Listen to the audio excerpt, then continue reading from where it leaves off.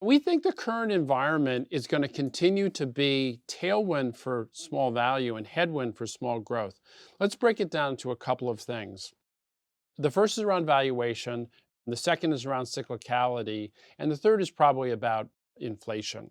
With regard to valuation and the benefit of liquidity, as the Federal Reserve goes from quantitative easing to quantitative tightening, those stocks that benefited most from abundant liquidity are going to continue to get hit the hardest.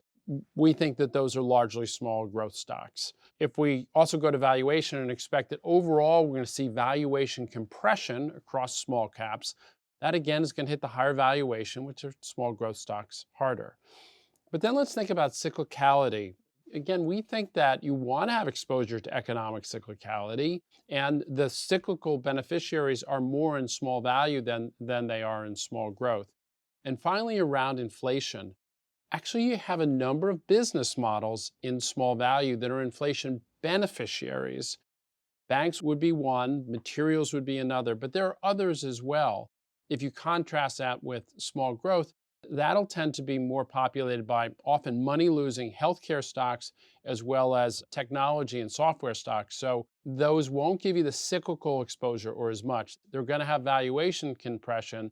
And to the extent you have lower liquidity, we think the market is going to be less hospitable there. So we think the environment continues to be one of tailwind for small value and headwind for small growth. There's two things to recall about Royce's value strategies. First of all, that they are varied, that they execute different parts of the market. Secondly, that there is some commonality. Many of them will have meaningful representations in both information technology as well as in industrials. However, there are two particular business models which we have large now and more recently increasing weighting in. The first of those is banks.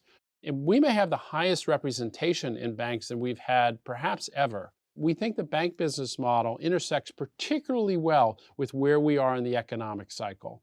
A couple of reasons for that. One is rising interest rates are to the benefit of banks because banks earn a spread between their deposits and their loan rates. The second is that with inflation is often because of economic growth, and you see loan growth. So if you see faster loan growth at banks and widening interest margin, that's a really wonderful environment. The other business model that we find very interesting are distributors, whether that's industrial distributors or technology component distributors. And the intersection of the distribution business model and inflation is actually very beneficial because if prices are rising, then distributors who often work on very small margins can get a little bit of a bump across a wide range of sales volume, and that tends to increase their profitability very meaningfully. So we would say that the areas we're high and have increased our focus on are banks and industrial distributors across the value strategies, and we feel very good about their opportunities ahead.